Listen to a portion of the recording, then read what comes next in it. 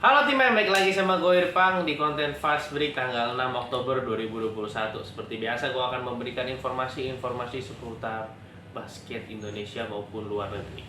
Di informasi pertama, nomor 1 ada Banten yang akhirnya menang nih melawan Kalsel dengan skor 9265. Setelah sebelumnya belum pernah meraih kemenangan, akhirnya Banten memperoleh kemenangan pertamanya dengan Agassi 34 poin dan 16 rebound. Tapi sayangnya kemenangan Banten ini tidak berarti apa-apa karena Banten memang sangat disayangkan tidak lolos dari PON Papua 2020. Berita kedua ada berita dari luar negeri dari center senior Pau Gasol yang pensiun setelah 23 tahun dia berkarir dan 2 kali juara bersama Los Angeles Lakers, 6 kali All Star, pernah menjadi Rookie of the Year juga di tahun 2022. Si Pau Gasol ini menurut gue sangat banyak impactnya ya di tahun 2009 dan 2010. Dia main bersama Kobe Bryant, Derek Fisher, Metta World Peace juga dan lain-lain. Jadi selamat beristirahat lah buat Pau Gasol, sudah tidak bermain basket lagi. Kira-kira ngapain ya abis ini Pau Gasol? Ada yang tahu? Coba komen di bawah ya. Selanjutnya kalau dari berita PON lagi, Jawa Timur yang lolos ke semifinal mengalahkan Bali dengan kemenangan dramatis dengan skor 44-42. Kemenangan Jatim ini tuh game ini awal-awal dari awal sampai quarter 4 itu emang kejar-kejaran nih skornya, tapi low scoring game lah gitu. Skornya dikit, jarang. Pada bau kali pemainnya ya. Di 21 detik terakhir Jawa Timur itu mengunci kemenangan dengan layupnya Dio Tirta di 21 detik terakhir dan membuat Jatim menjadi runner up di pool B nih. Dan Jatim akan bertemu DKI Jakarta yang tadi mengalami kekalahan. DKI Jakarta mengalami kekalahan atas Jawa Tengah dengan skor 88-82 dan di first half DKI Jakarta ketinggalan 18 poin, sempat 18 poin. Kalau gue lihat game tadi Jawa Tengah memang semangatnya tinggi banget gitu. Mungkin walaupun kehilangan Samuel Devin, tapi tetap pemain-pemain kayak yang bisa Steph, Mario Davidson, Ramadan Yuda, Habib, itu Tivan juga mainnya bagus banget semuanya. Itu semangat banget. Terus pemain DKI juga kalau gue lihat agak terburu-buru, mungkin lebih banyak turnovernya juga DKI gitu ya.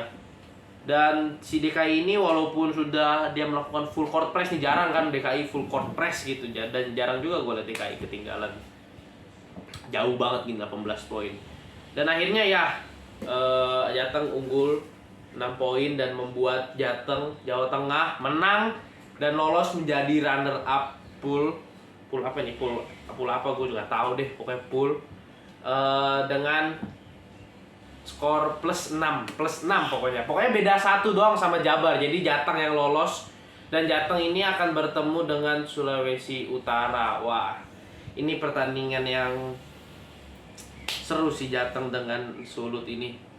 Sebenarnya nggak ini juga sih, nggak nyangka juga Jawa Barat juara bertahan bisa nggak lolos gitu ya. Mungkin pertama sih sayangnya karena DKI menangnya terlalu jauh melawan Jabar menurut gue. Jadi kemungkinan buat lolosnya jadi semakin kecil gitu. Dan ada berita selanjutnya, berita yang mengherankan lah dari gua. Rocky Padilla nih yang meliput basket yang sampai jauh-jauh dari Amerika terbang ke Papua buat meliput PON, tiba-tiba dilarang meliput PON. Tapi gua nggak tahu sama siapanya. Intinya dilarang untuk meliput PON, serta video-video highlights yang udah diupload sama dia itu di take down langsung. Kalau gua pandangan gua sih sayang aja sih sebenarnya.